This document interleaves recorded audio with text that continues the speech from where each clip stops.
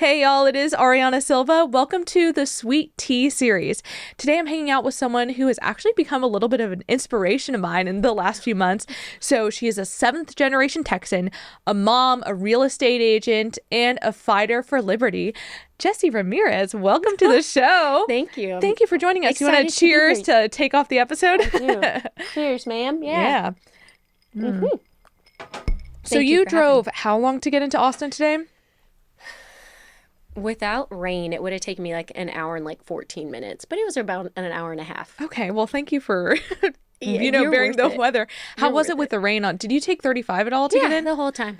Yeah, but yeah, it was no big deal. My whole goal in life and living in Austin is to avoid that highway as much as I possibly can. Absolutely awful. If you live around the Austin area and you have to take 35, I am sorry for all of you. Okay, so the reason why I asked you to be a guest on the show is I really think that you can fit into what the mission of what we're doing here is. So the whole goal of this is to try to create a new generation of activists and let people know, like, in your normal lives, there's ways that you can get involved and you can shape your community. And it's important for people with jobs outside of just, an organization like TBPF to be involved. So the way I originally met you was through the Liberty Leadership Council. That's correct. So what is that and what's your role with that? Yeah, so Liberty Leadership Council is basically like a sister or like a baby of TPPF, right? Mm-hmm. But essentially it's an organization for connecting young professionals in their respective cities. So, for example, I'm the chair of the San Antonio LLC, and we have probably about like 8 to 12 meetings a year, and we get different events that are put on, and there are a lot of exciting people that are in our group. We have anything from realtors to attorneys to accountants to commercial real estate agents. We have a lot of different probably professions. We have a couple of teachers. Right. So it's kind of just anybody from different walks of life, a lot of parents that are involved, and then a lot of just single young professionals as well. So it's kind of from all walks of life. And how are you guys held together then if there's a variety of different professionals? Yeah. We all, essentially what brings us to the LLC is conservative ideals and principles that we want to either sharpen in our own lives and help take that message into our community in a deeper way and really band together to be those feet on the ground. So in what ways, I guess, do people either through the LLC or through what they learn at the LLC, how are they able to implement that into shaping Texas? Yeah, so some of the things that the LLC specifically does is provide let's say specialty speakers on different topics. So this past year, one of my favorite events was probably our 2A event that we held at Buck and Doe's, and it was a shooting range. Oh, that sounds fun. It was actually really, we brought a Second Amendment specialist in to give us a speech, basically. What was his name? Derek? Cohen from yes. TPPF? Yeah, he's great. Basically, he kind of talked to us about hey, here's where the Texas legislature has been moving in the last couple years. We specifically talked about our constitutional carry win and just how that plays forward in Texas. So we have more knowledge on what the legislature is doing or actively working towards. And then essentially we as community members just talk about it in our communities. And then we have a couple of people in our LLC who are actively running for office. So just banding together to try to help them and pull through any specific campaigns that they're looking for also. So I would say support education and then just arming ourselves with the ideals and the educational background for it. That's awesome. How long have you been part of LLC? I would say so I was in the Austin chapter before this because we recently moved down to the San Antonio area. Maybe 3.5 years, 4 years. Okay. No, it was pre-pandemic. So wow, maybe 4 years. It's been a while now. Goodness. How has that shaped you personally then? The LLC? Yeah. So it's given me a good amount of like-minded friends, and then just kind of bolstered the ideals and given me the confidence to talk about it in groups of people that aren't necessarily conservative-minded, but to have the confidence to move forward and speak and stand in this is what's happening at the legislature and this is where we're going. Specifically, I talked a lot about even just to people, my personal friend groups and neighbors about the property tax, like what was that, Senate Bill 8, or is that Senate Bill 8 that got I passed think last so, yeah. year? Mm-hmm. So we talked about that a lot in our LLC group last year and about how that was trying to pull through, and it did. So that was I felt more confident even speaking about it from a professional standpoint because of the LLC, because we talked a lot about it in those groups as well. So it's changed in that regard. And then TPPF puts on like the Texas Policy Summit and the other specialty, what is it? I don't even know what it's called, but they do a big kind of the culmination of what the year was like. And so you meet people from around the state in different chapters. So like the Houston, the Dallas, the San Antonio, the Austin, all get together to share the ideals and the wins. So Right. I think it's called Liberty Leadership Summit, if I'm is not that what it was? mistaken. The Leadership Summit? Maybe. Okay. Yeah, but it's the one that incorporates all the LLC chapters. Right. And I think that it's so helpful to have a group like that, especially if you're in a city like Austin. No And so kidding. if you're surrounded by people who don't agree with you, it kind of gives you that affirmation that there's other people who do agree with you. And not only that, that there's hope and ability for change and that you can be a part of that process. I have a lot of young cousins that are just now getting out of college, and they live all over the state, right? So Right. several in Dallas, several in Houston, and they're all like I was like young conservative women, but they're like, oh my gosh, like my coworkers are nuts. It's so, Right. it's such a contradicting like opinion of ideals. And I'm like, like I head up the San Antonio chapter, like there's Houston's, there's Dallas. So like, Right. and I've sent them the links. I'm like, you need to be around people that are in the same mindset as you and have the same values. You don't have to agree on everything, but at least you come from the same set of values and what's important. Right. So. And then I'm sure, like, even for dating and stuff, you're at least opening Yes. yourself up to a pool Yes. of people who are like-minded and agree with you. Yeah. So that's another helpful thing. And I mean, like, in my relationship, it's been very helpful to agree with someone, Yeah. So, speaking about like the LLC stuff, I think the thing that reason why I wanted to have you specifically as a guest to not only talk about LLC, but also some of your background and what inspires you to fight for it. So for me, the idea of like my future family and what it is like that I want my kids to have growing up and what I want the state to look like is part of why the work that TPPF does matters to me. And so in what way does your family influence what you do? Yeah, so professionally, I've been in real estate 7 years, but before this, and I don't even think I told you this. In college, I did a couple internships around politics. Really? Okay. I worked on the Bexar County Sheriff campaign, so I always knew that was part of my like greater interests, right? But I would say my biggest interest was being a mom.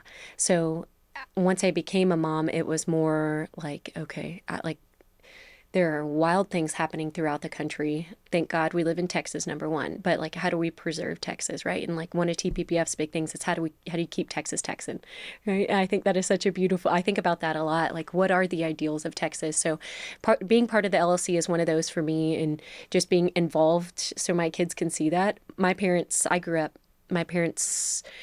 being vocally interested in politics, but never actively like boots, like being involved in any types of organizations, but it was always an open conversation at home.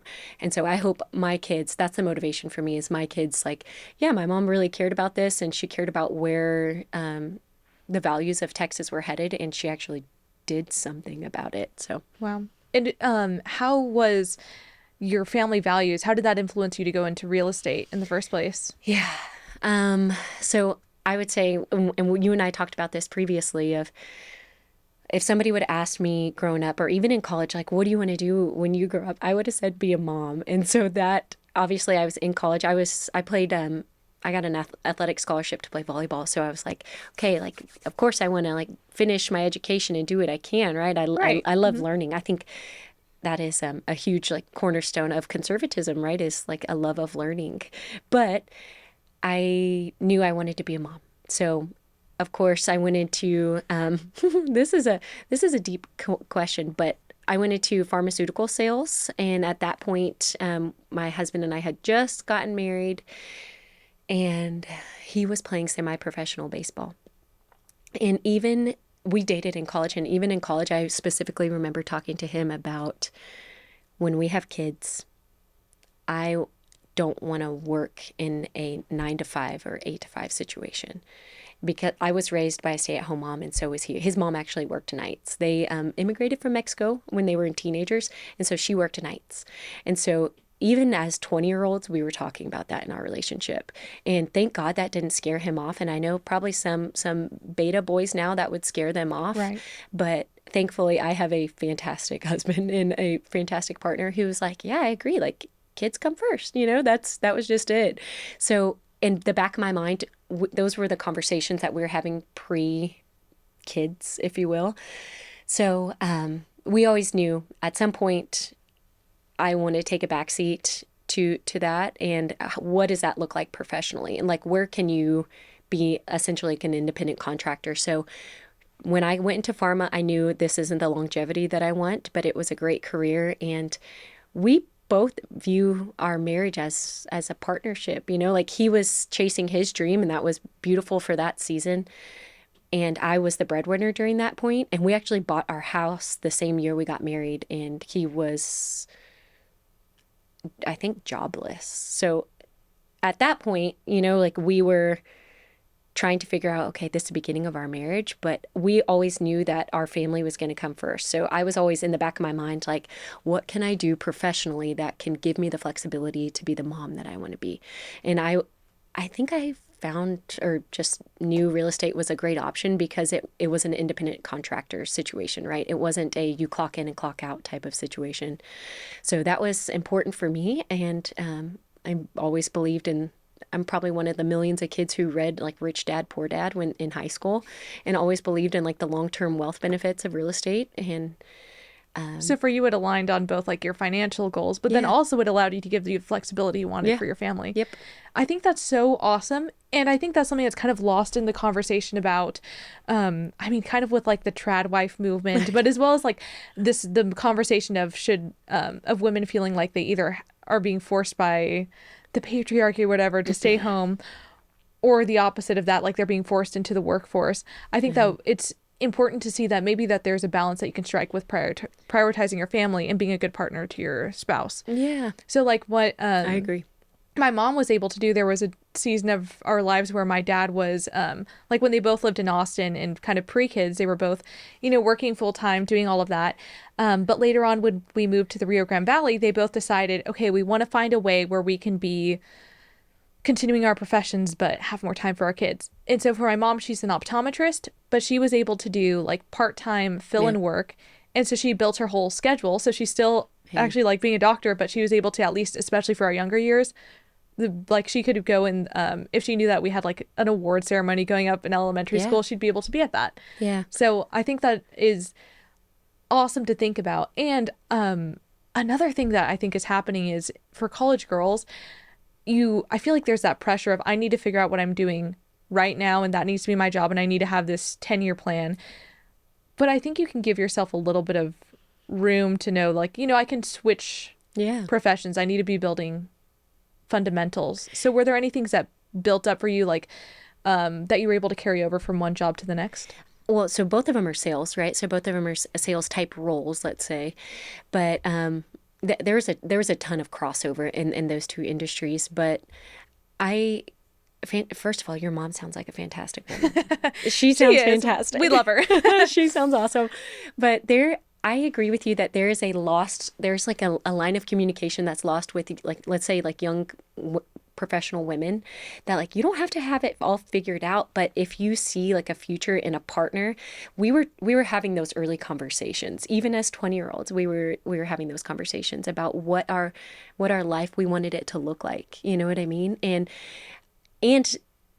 that can help in weeding out the wrong guys. I hate to say that, but there are probably some men that would, me being outwardly vocal about what I wanted long term might have scared some guys, and good. Like, but good, if that wasn't aligned, then they would have moved on, right?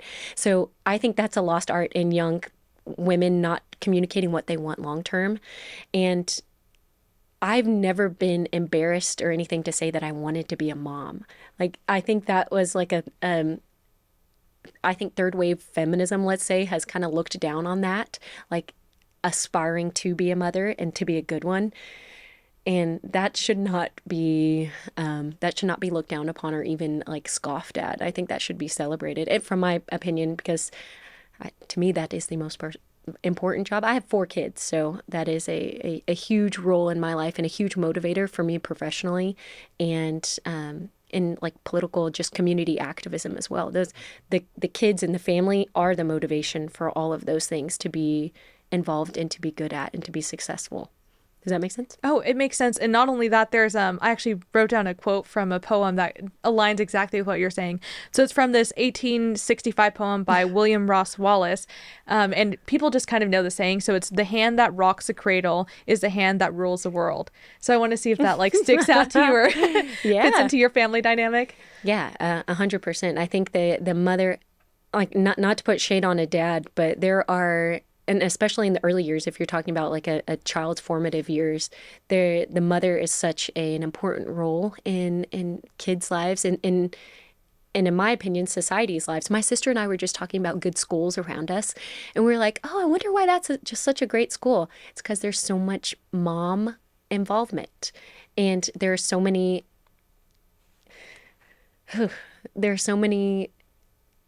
individuals and young girls who are like taught like the only way to do it is like 2 incomes, right? Right. And where you find great schools, I hate to say it, but like there's a lot of families with single incomes, right? That are on one. It's the parent involvement that makes the schools fantastic, and it's the extra hands at the PTA. It's the extra volunteers.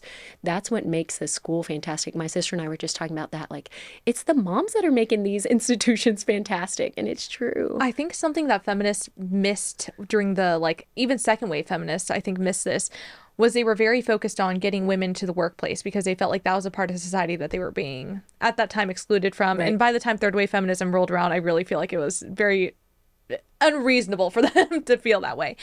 But they completely let these institutions that they were running collapse because they left. Yep. And so when we see like that there's books in schools that are very age inappropriate, that like have sexual material that's being like given to elementary school students, I think the reason we're seeing that now is because there's not parents who care about these kids. Yeah.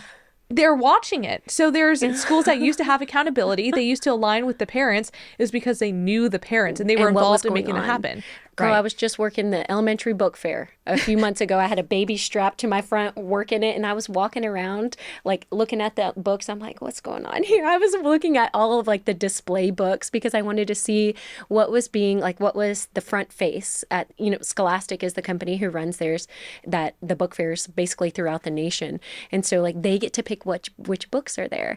And it was an interesting, let's say like volunteer moment that I had. I didn't find any questionable things at our book fair, but I was on the hunt, girl. So like it is the moms of the communities and the extra time.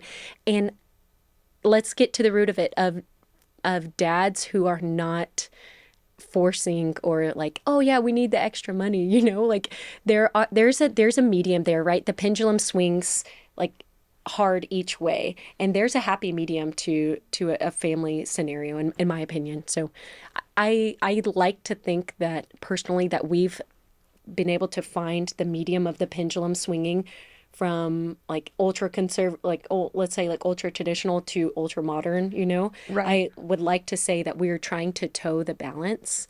And I think the seasons thing that you brought up at the beginning is really important too. Like there was a season in your life where you, as you said, you were the breadwinner, you were able to like give that dedication. Was it really? That was my most weepy time of my life. By weepy I mean crying time of my life, because with the stress of it being on your shoulders, the stress of that being on the shoulders, and also like you have to understand we were 23, 24, and we had already had all these conversations about where we wanted our life, and at that point it wasn't there. And like, let me give the encouragement to all like the young women out there and young professionals, like you don't have to be where you want to be right now. Like there is a good time for that. And that is going to prune you for your future. And to get you there, it's going to, like, in my opinion, God is going to prune you to get you where you need to be. And in that moment, lean into it. Don't expect it all at once. But that was a very stressful time for me personally. And that was probably my most desperate prayers and and times that we could figure it out and get to the next season.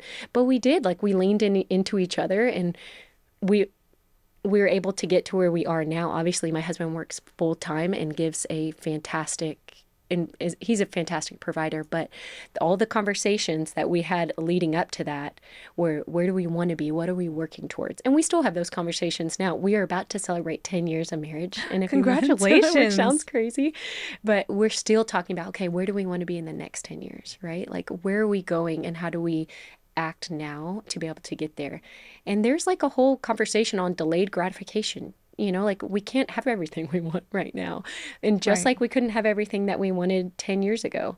But there's a season for all of it. And I think another important concept for young, like, professional women is the feminist, like, I guess, message would tell you, like, oh, you can have it all. And you absolutely can. But I think there's a caveat. You can't have it all at the same time. Like, we have to be patient with ourselves and our family, and be respectful of seasons of our life and where that takes us long term, because we can have all the multifaceted fulfillment, not all at the same time. Does that make sense? Like, I Oh, wish somebody would have 100%. told me that when I was 24. Like, look, Jessie, chill. Like, stop crying. Like, you're going to be fine. And you're going to be able to have all these rich facets of life, but it's not all right now. So I wish somebody would have told me that. And I think one of the things that struck me in a different conversation that we had was about people needing to know that it's okay to live below your means for a while to get to that next point. So like the delayed gratification sort of situation. How did that help your family? Well, so like, we specifically, when we bought our first house, right? I'm pretty sure my husband was unemployed at that time, but we bought a house on one income, where a lot of people around us, right, just fresh jobs out of college, were buying a house, like stretching it out to, like, let's get a really nice house right now, right? And we started, and that was back in the Austin area when you could still buy in the hundreds, and that is not possible now. You said Austin area and hundreds, and I feel like that's just And that wasn't not even that impossible. long ago, which is nuts. But at that point, we were like, okay, like, we could wait a year and potentially buy like a lot nicer home, right? Or because my husband already had his graduate degree too. So we were like, okay, like, he was basically going from nothing to, like, he's going to, like, his earning potential will at some point increase, right? Right. But we made the decision, like, okay, let's buy the classic starter home. And we went way under. And here's the deal. Banks will give you as much as they can. When they want to lend you money, they want to say, oh, congratulations, you can afford this high amount. But I think also what I try to counsel my young buyers into is, you need to be comfortable in worst case scenarios.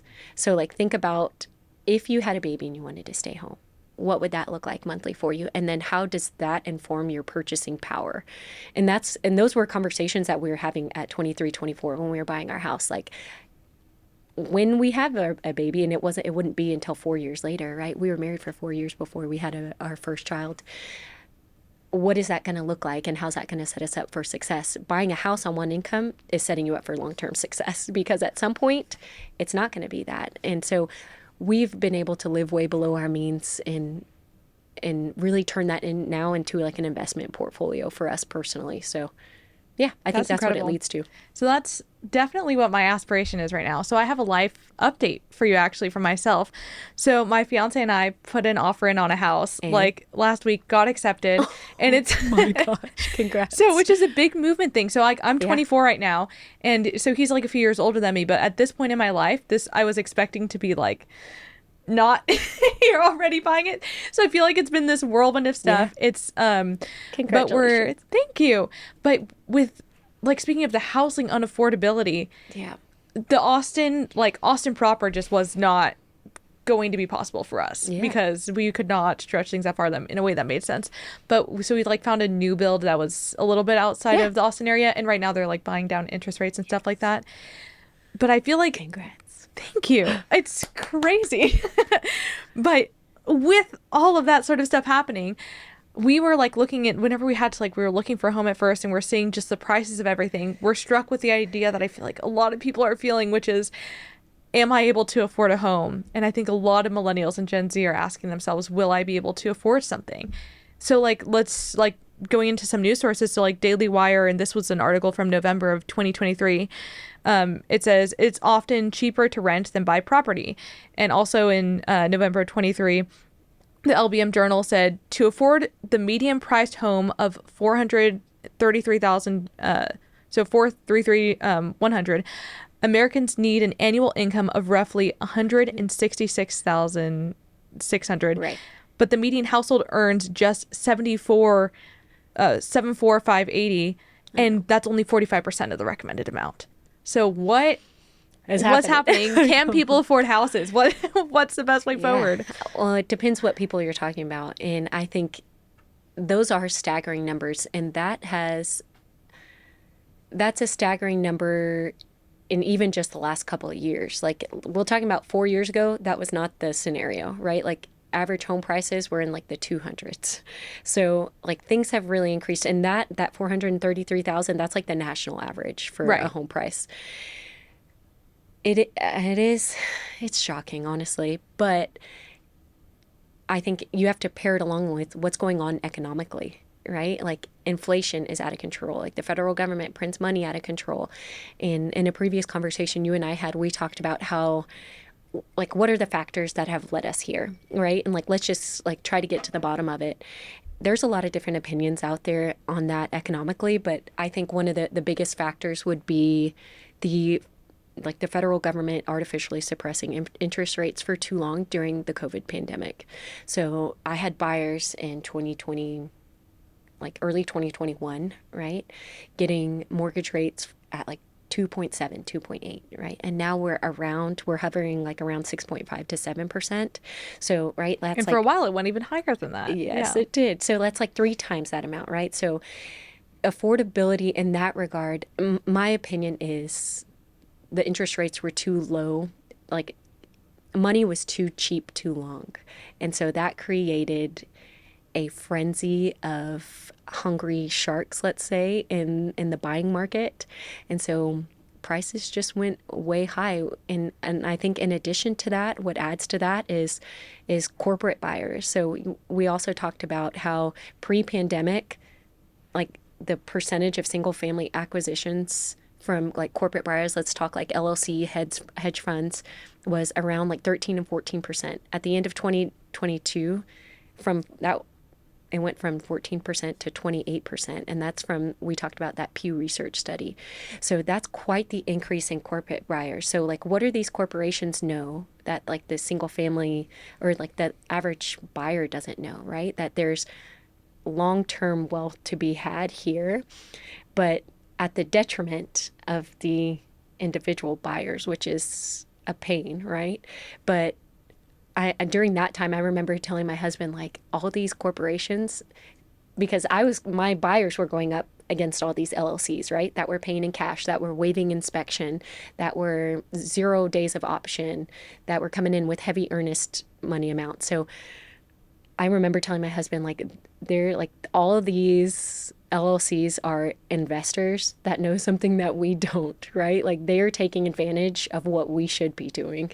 So it's an interesting dynamic, but I think there's a couple of things that created that. I think the interest rate suppression, if you will, the corporate buying, and then just like the Airbnb market that we talked about, like that frenzy of individuals going in and buying up homes for investment purposes, specifically Airbnb, and the market that has created.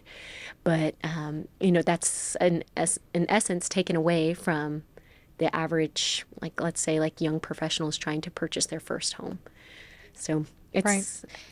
And then I was speaking to one of the guys here at TPPF, and he was talking about that one of the other things that is really demand and supply as well, that's keeping the prices so high. So there's not enough builds that are happening to like accommodate the amount of people that are moving to Texas and how many people want homes in Texas right now. But he was saying one of the key factors to that part is how city regulations. And so in big cities like Austin that have so many regulations for building and stuff like that, it makes it a lot more difficult to create a supply that can help at least a little, even that out a little bit. Yeah, it's sad that essentially like the city's creating obstacles, and those obstacles, like the city is funded by the taxpayer, right? Like we fund them, and then they're creating obstacles for us to like have basic thing. I mean, housing, right? We're It's constantly interesting. paying the government for the government to work to make our lives more expensive. It is quite the dichotomy that they have created. It's an interest. It will honestly, it will make your blood boil if you really look into it and figure out, okay, like why are these costs so high? It will make your blood boil. But it's more. I try to look at historical trends, right, and try to have a 360 or an aerial view of what's happening in the economy and like where are we going. Are interest rates high right now? Yes, but historically, no. We talked about that. Like you have to put it all into perspective of Like, how high where. were the interest rates in the 80s and 90s? It Yeah, was way so higher, right? like my parents, I think their first home was in the late 80s and they bought at 16%. So, right, you think about like, okay, are interest rates high right now? Yeah, for the last decade right now, maybe they might be high, but for the last 50 years, they're actually like mid-range to low. So, right, the sales prices weren't so high, right? But you have to put in, I like to look at things from a historical perspective and really zoom out to be able to see like, okay, how does this affect me? And then where is this going? Are prices going to, in like the Austin, San Antonio metro area, are they going to drop drastically now? And I hate to say it, my perspective is, and I look at month to month data and like month to month versus year over year data. And we're like the San Antonio is already at 0%, like 0% change. So San Antonio went from 4% and negative growth year over year in the last 6 months, and now it's at zero. So you think like, okay, has the market bottomed out, right? If we've had several months of 0% negative growth, then maybe we are at the bottom of this correction, right? People say real estate correction. There has been declining sales prices, but now we're at zero for several months. So did the correction already happen? And so like, Right. So is it only up from here right, is the question. so And do you see the same thing in the Austin area?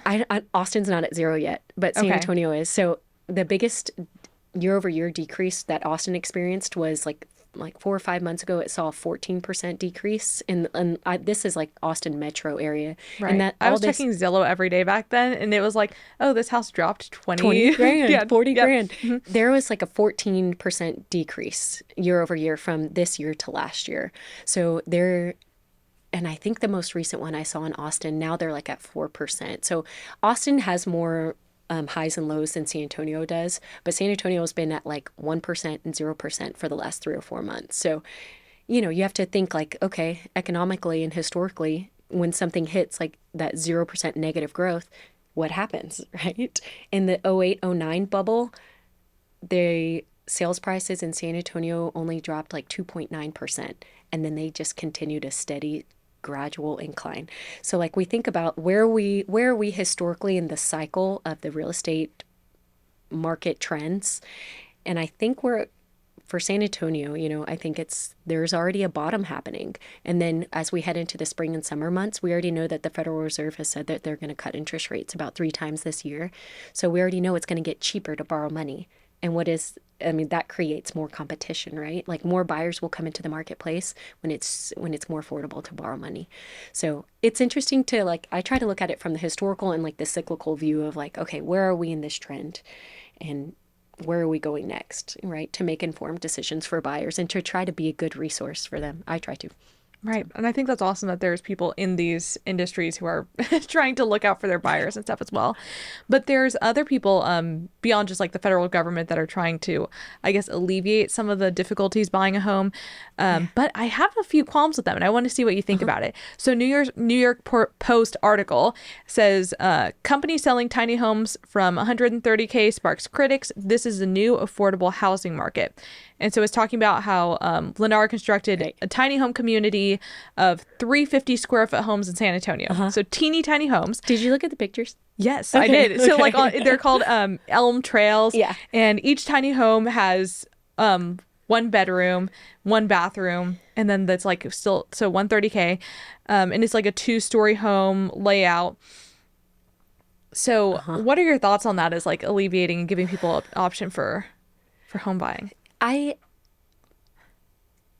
In regards to giving an option for home buying, I say it's a positive. Like if somebody's going to enter the marketplace, I think properties and developments like that will have less long-term growth than, let's say, more competitive Like it won't sell the developments. same way a 3-bedroom, 3-bathroom would. 100%. And it's going to, in my opinion, those communities will see less year over year growth than other communities. Let's say that Lennar does.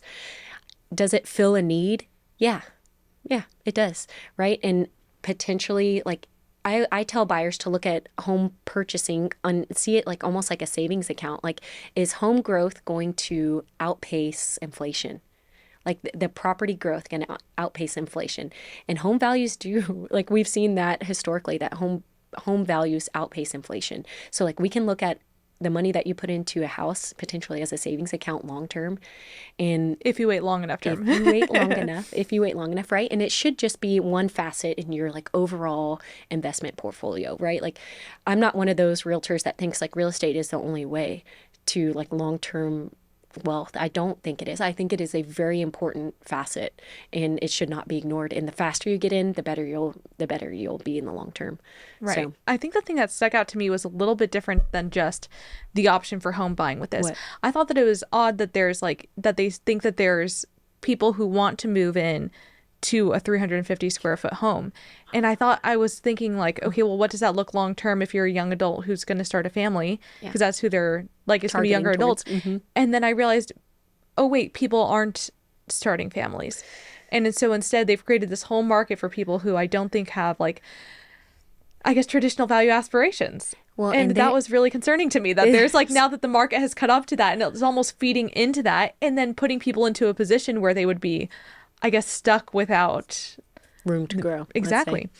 Yeah, that's an interesting take. I see that it's not just young couples. I also see like retirees being able to downsize. Maybe that's the piece that I'm missing right? from it. And they can still live independently, but not have a mortgage. Let's say they sold their 3-bedroom, 2-bath house, for a couple $100,000, and then they still want like autonomy and independence, right? So I do have like some older seniors that are like, hey, like what is that? Like what does that mean? And like what do those communities look like? So I think it serves more than just one singular market.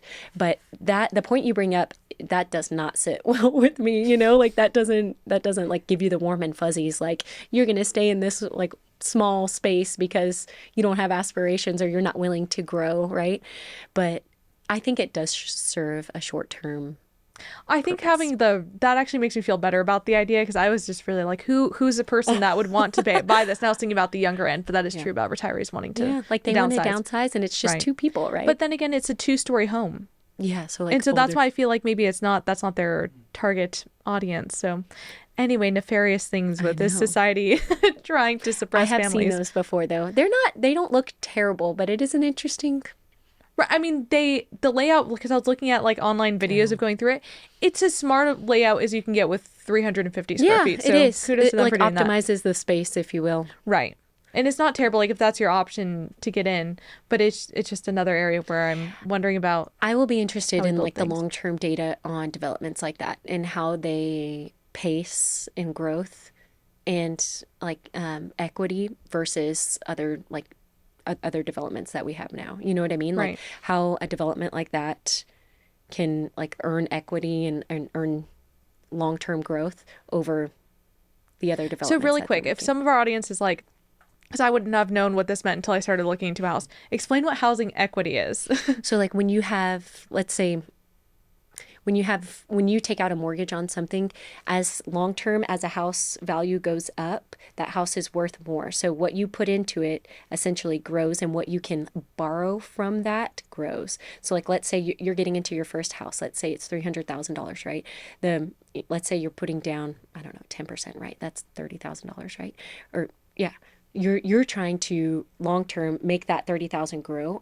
And so over time, as you stay in that house for 10 years, let's say in 10 years it's worth 375, that the amount of equity in your house, it grows to that, your principal plus the growth in it. So you can also borrow on that. So that equity is important because if you're looking to long term invest, the principal verse and combined with the growth that it has, that becomes your equity long term. And it's reflective of sales prices and growth that are happening currently. So like, so it gives you more money to do things with. So yeah. I know if like someone's gonna, if people are selling between moving homes, they can use that to fix up their home so they can get a higher sale price, for example. Yep. Yeah. There are a lot of options that people can do with that, but there's, there's a lot of like different like financing ways that you can look at equity these days, and people use it a lot of times for getting to the next house, right? Like making that move to the next house or expanding starting portfolio. investment. Yeah. Yeah. So that's, I think, a good oversight of like what's happening with real estate, people being able to afford homes. But I want to touch back on some of the family issues and stuff like that. So if you are, you're a young mom, you're like involved in, you're like realizing you want to like get involved in your community.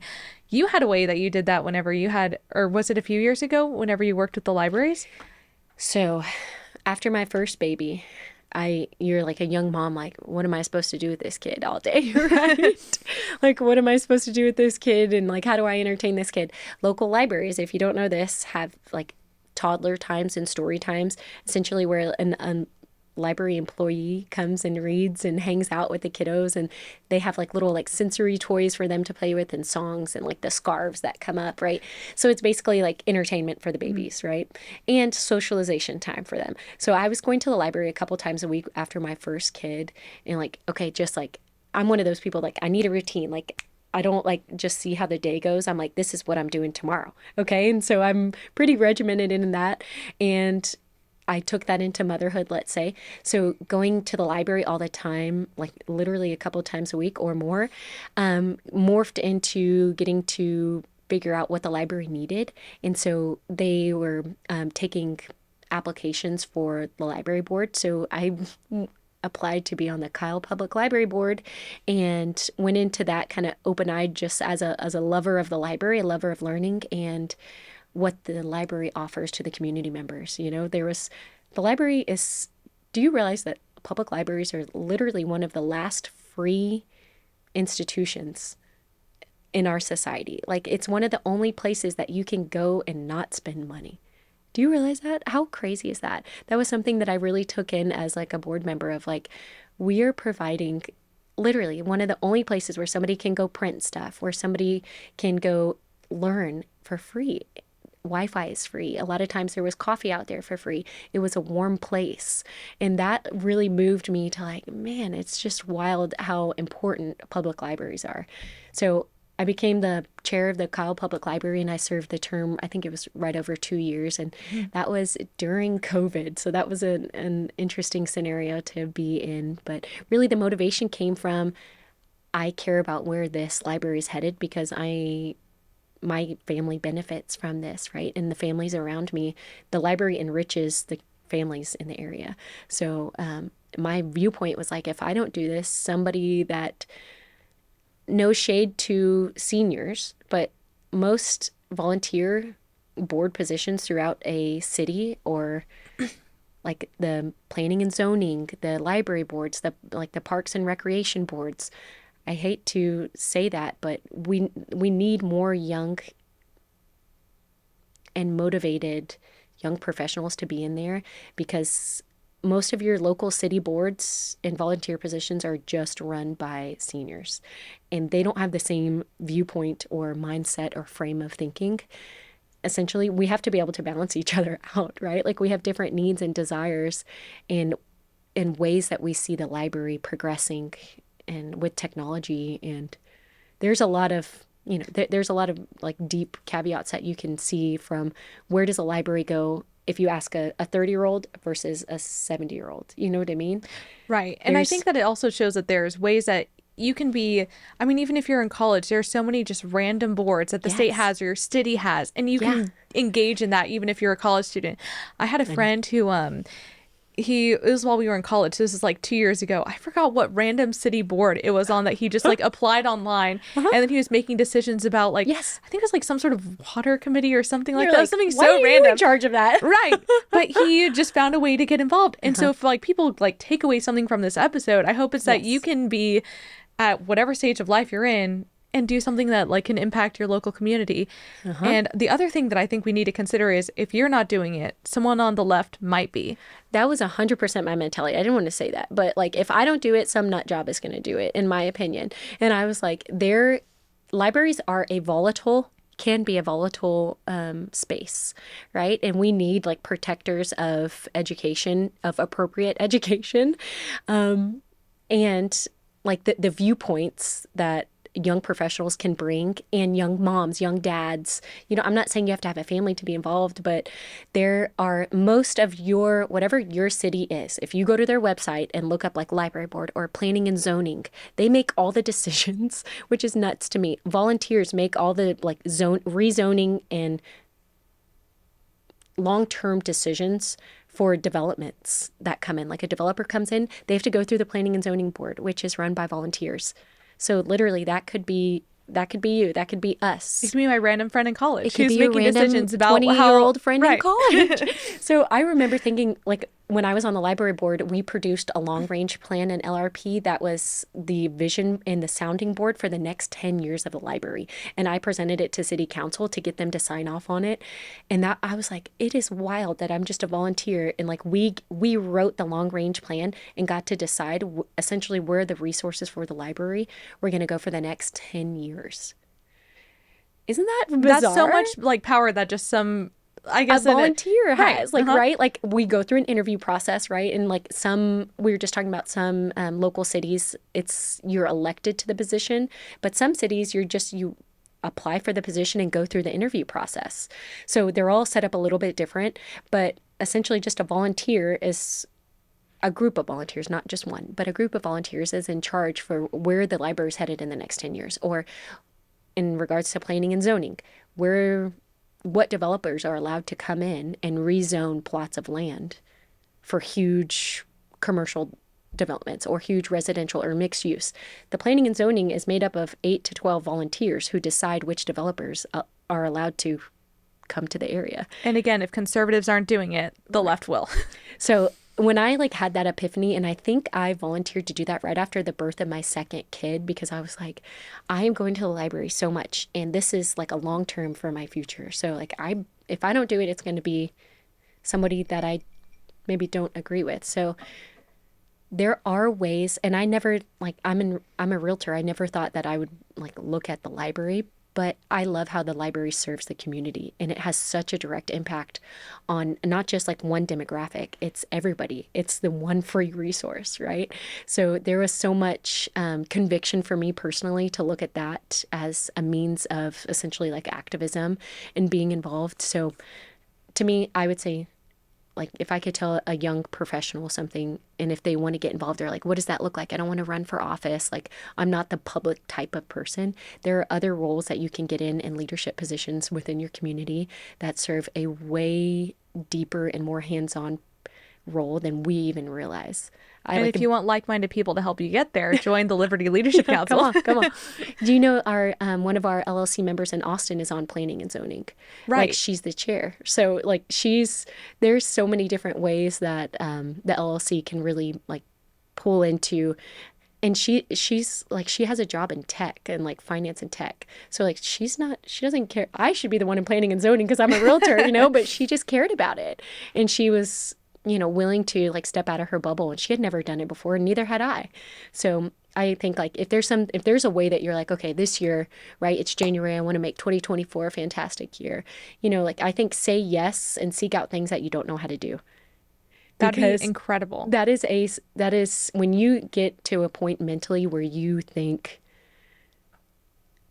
I believe in my own ability to learn how to do it. I don't always have to know how to do it before I say yes, There's a learning curve in everything, but getting comfortable being like, I don't know how to do that, instead of saying no because I don't want to make myself look foolish, say yes and figure out how to get there, Like we didn't know what we were doing before we applied to those boards, but we figured it out when we got there, and then we got voted as chair, right? So we're the ones like conducting the meetings, presenting to city council, signing off, it's our name on the sign off. So there is some value to like making up your mind that you're going to say yes to things that you don't know how to do, like for the betterment of yourself professionally like internally and then just for your community. If you don't do it, some weirdo is going to do it. So I think that's a great way to like leave everyone with a piece of advice. You do something. If you don't know how to do it, believe in your ability to learn how to do it.